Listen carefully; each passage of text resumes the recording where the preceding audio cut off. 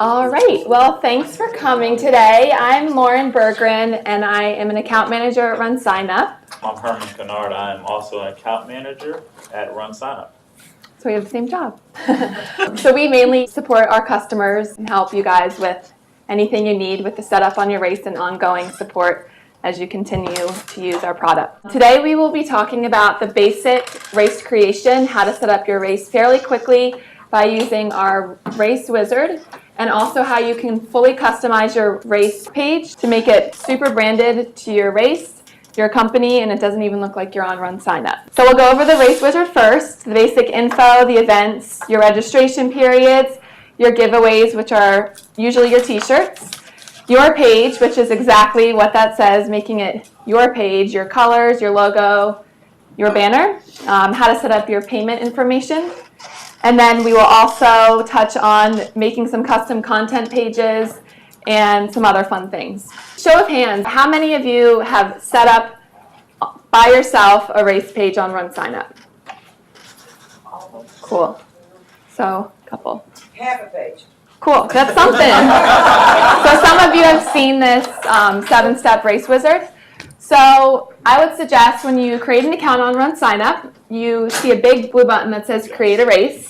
And the first thing you're going to want to do before anything else, because I know all of the tabs can get a little bit overwhelming at first, is hit up the race wizard. I'm going to go over each step individually, but this is kind of what it looks like I wanted to show so you know what to look for. But it's on the left-hand side of the dashboard under race and then race wizard. And right away when you start to set up your race will be in draft mode, which means nobody can sign up. It's free to work on. So I know some people get a little bit nervous that it's live and people are going to register, but don't worry about that. We'll also show you how to make that live as well. So you're on runsignup.com, you're logged in. Once you've created your race, my race is at the top. And then upcoming races, Philadelphia Half Marathon and 10K is something we made up for this. So first we're going to look at what a race page looks like customizable, and later we'll touch on how we did this. So you'll see here we have a custom banner and a logo, and we made all the colors green, kind of based it off of the Eagles. Down below we have a custom section. We have the opportunity to put in a video right here, which is really cool, to highlight your event or your city. If you keep scrolling, we list out the events here. So we have the 10K and the half marathon, the time, the price, and other details. The race description, where the race is taking place, any external websites that you want to accompany with your race page, you can plug that in there. Contact information that people can submit questions right to the race director, but it won't show your email, which is great, incognito. And then directions down here. Lauren, I have a question. So where you say the other websites, what would be an example of what you would put there? Would that be like hotel lodging, or what would you? So for example, a festival that they have, I'm working with a vegan food and wine festival right now, which is pretty cool. The 5K is a small part of their festival, so they linked the festival page to this. So that, okay. Yeah. So it's an adjunct. Yeah, but you all are a special case with your partner page, so I can talk to you offline about that. All of the individual tabs, when you scroll down, are those adjustable? Like, can we order them? Yep, Okay. We'll get into that too, how that's customizable. Yep. So to get to the race wizard, right here is race dashboard. On the left-hand side, race, and then race wizard. So your basic info, plug in your race name here, race description, your location, time zone, contact information. External race URL is what we were just talking about, linking it to another site if you need to do that.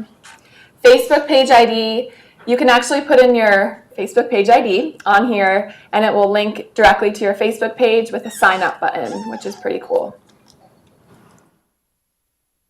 Event name, the distance, the type. We have a lot of types here, and we're probably not taking any requests for any others because this list is getting really long. So if it's not under here, it's probably other. The time and processing fees. The race registrant can pay the processing fee, or you can pay it, or you can split it. Our most common choice is paid by the race registrant because that's what they're mainly used to. Your timer information can go in here. If they're already a timer in RunSignUp, you plug in their email and it will auto-populate their information. And when they go on and sign into RunSignUp, your race will be right there. Here's your waiver, and then the Save as Draft button. When you're ready to make it live, you would uncheck that button there, assuming your registration periods are open. If I make up a test, can I delete the whole thing out of there later? Delete, yeah, everything's customizable. You can delete things, add things whenever you want. The entire event. The entire event? Yes. Yeah, yep, Okay. yep. So if you needed to delete an event, it's these X's right here. Yep. And then up and down is moving the event up and down visually on the race page. Step 2 is events. Normally you don't have to fill out anything else on this page, but this is if you have more detail. So more additional event information, age calculation, base date. This would be if you need to base your age off a different date other than their age they enter, but most people don't even touch that setting. That would be for triathlon for USAT since they Yeah. do it per the year. Yeah. So that would be 12/31 of this year. Is what we consider. 2017. Yeah, okay, all right. So step 3 is where you create your registration periods. Normally we see early, regular, and late pricing periods. Or we also see race day registration period as like a 4th one. But you plug in your date, your time, your event fee. Normally we see an increase in event fee as the registration periods go on. If you have a maximum number of participants for the event, you can plug that in here. If you want to limit the registration, so say for this 10K, I only want 15 and over, I could plug in 15 here through 99. I see disable registrations button there. The disable registrations button, that's kind of right at the top right there. During the race registration period, what would be situations where you would check that box? Like if, obviously after the race is over, but. So you wouldn't have to check that after the race is over because your dates time would period is done. automatically, Right. and your dates in here automatically shut it off when you want. If you're just doing a listing, so like if you're not taking registration on RunSignUp, when you hit the button, a new a box will come up, so you can put a URL in. So this is when somebody clicks the sign up button, it goes to wherever you're taking registration. We used it the other day for a canceled race. They pulled the plug with 7 days, and as soon as they said, yeah, we're done, I just clicked that, and sent them to their website instead of deleting the whole race so that we could still do the refunds and all that kind of stuff. Oh, good point. So down here is your waiver, and we do provide a RunSignUp waiver. You can customize this to your event and add anything you'd like. For team registrations, can you require everybody on the team to sign up on the waiver? Yep. And this tab here is the giveaway tab. So this is where you would do your t-shirts, hats, bags, anything like that. If you're going to do medals, I wouldn't suggest even having a giveaway tab just because everybody's getting one and most people don't have a bunch of different medals to choose from. So with this, you can upload an image of your t-shirt. You can put in a cutoff date. So if your t-shirt person takes 2 weeks to get shirts ready, 2 weeks before registration closes, you can set the date so it's not going to ask anybody else. One thing that we've added recently was it fits these standard sizes. It causes a little bit of confusion because as you can see, you have your male small and your female medium. Sometimes people think that's the option that the registrant will be choosing, but it's actually not. The giveaway option description is what they're actually going to see and what they're going to choose from. So for example, if you have men's and women's shirts, you're going to want to add an option for each. So since you already have in the smalls, if you just wanted to throw men's in front so it'll look like that, and then when you get around to it, you'll add a giveaway option, and then you would do your women's. So now when they're selecting it, they're going to see the men's and women options when they're registering instead of just small, medium, large, and extra large, and double XL. And then if you notice here, we have our extra price. So some shirt companies charge more for the 2Xs and beyond. So you can add that pricing in here. And then if you need to delete one out, you can just use the X here and it'll clear. And then you can do this for multiple events. So if all of your shirts are going to have the same sizes, you can just do modify multiple and you can do all of your events at once. Some races have 10, 15 events. So instead of going through each time, you just do it once. It makes it very convenient for them. Is the extra price also if the t-shirt isn't included in the race registration fee? Yes. Okay. So something you can do if you're going to have an extra fee for a t-shirt. So instead of listing $5 for each shirt and then forcing somebody to pay for one, you can add a no shirt for $0. So this way, if somebody doesn't want a shirt, they don't have to get one. Or also, if you want to give a shirt option that takes money away from registration, you can set the price to negative. So negative $5 if you don't want a shirt, and that would just save somebody just in case they don't. One thing we're not going to go over today, but just so you know it's available with the giveaways, is that we have a giveaway inventory tool. So if you know your quantities, we can actually automatically tell you when you're low, can tell the participant there's no more. So it's pretty cool. Does it gray out or does it go away? Someone asked me that. I don't remember. So if you're out of small, does it just Go away. grayed out? Or Yes, it'll still show, but they can't click on it. It'll say sold out. Yeah. And then if you look, the need t-shirt button, you click on that. Sunfrog, that's who gave the box of t-shirts away this morning. And the next tab is your page. This is where you're going to customize your race page, your logo, banner, custom sections. So right here with the logo, you would just upload it. So the thing between the logo and the banner, the race logo doesn't have any regulations to it. Just needs to be one of the formats. But your race banner needs to be 1200 by 400 exactly, or it will not upload. You'll get an error every time, even if it's 1201 by 399. It's not going to work. A great free tool if you can't get your banner to fit is I use PicMonkey, PICmonkey.com. It's free. And it can resize your image for you really quickly. And then if you scroll down a little bit, you'll see there are some different options that you can do to customize your race page. So if you don't want the directions map to show up, you can uncheck it. It'll hide that. And then here are a few other options that you can select. So you can even change the word event to something else. So if maybe you don't want to have the word event, you want to have it say walk or swim, you can do that. And then with the custom section, the Welcome to Philadelphia with the picture and the video, that's the first thing that you did see. With the custom section, you can have as many of these as you want on your race page. You can move them around. I'll show you how to do that later. Sometimes people use this for packet pickup, parking directions, things of that, just extra information that you need your participants to know before race day. You don't need to add an image, but it's on here. So like with ours, we added the picture and the video. And if you look here, here's a few options of things that you can add. So it doesn't necessarily have to be a YouTube video. It can be a Ustream, a Vimeo, a RunSignUp widget, an Instagram page, things like that. And that will update in real time. So if you're going to do an Instagram page and you're uploading images, it's going to constantly update for you. Yes. Is this also where you put the course map, or is there a different section for that? This is also where you would put your course map. You would just upload it as an image, or if you had a link, you can upload it as a hyperlink.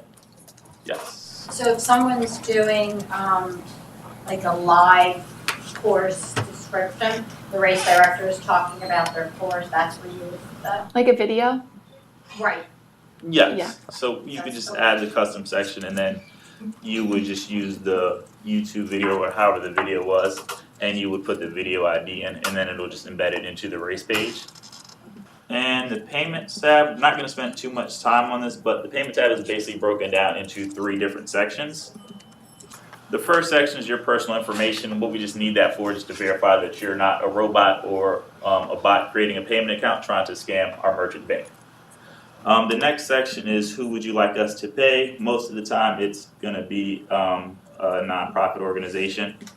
And then you would just fill out the information asked. And then the last step is how would you like to get paid, direct deposit or check. And then you would just put that information in and you're good to go. Payment accounts normally take about 24 hours to get approved, and then after that you'll be ready to take registrations. We have a setup later option, but that is maybe you want to start taking registrations, but you don't have all of the information, so you can put it in deferred status. And what that is we'll take $3,000 of the transactions before we're going to force you to set up a payment account. Sometimes this causes big problems. Races go into deferred. They get $3,000 worth of transactions in 2 days, and now their registration's not working because they didn't set their payment account up. So I would advise set your payment account up before you start taking registrations, just to avoid those problems. If I want to put an event on that charges no money at all, can I actually use RunSignUp and do that when there's no fees? I mean, because you don't get any money out of them because you're not posting. But you can use it. I didn't try it. It doesn't cost anything for you to use if your event's free. I know, but if I don't charge for the event, you're not getting any money from me. I mean, because you all get a percentage of. Yeah, you can still use it. Yes, I never we're tried it. free to use. The only thing we charge is the processing fee that Right. comes from the credit card company. So if there's no money in the transaction, there's no processing fee, so it's free to use. So there's a bunch of free rates that use RunSignUp. Okay, I can do it. And then the More tab, what that just is kind of gives you some quick hits to get into some places in the race dashboard. So custom sections, you want to customize emails, special pricing, groups and teams, things like that. It's an easy way to find it. And basically the 7 step, it's nothing that you can set up on. It just takes you to other places in the race dashboard. An easy way to get back into the race dashboard is to just click this link that says back to dashboard. So I just want to go over a couple more quick things. I know we only have about 5 minutes left, but everyone should look at this search tab. We use it in our office. It's a lifesaver for everyone. If you're looking for something specific, for example, race theme, you want to change your colors out, type in race theme. And this will give you the path, race page, race theme, but instead you can just click on it, and there you go. So here is all of our color schemes, and you can make your own right here by add custom color scheme. Really fun to play around with. Herman went over this, but the race logo and race banners down here.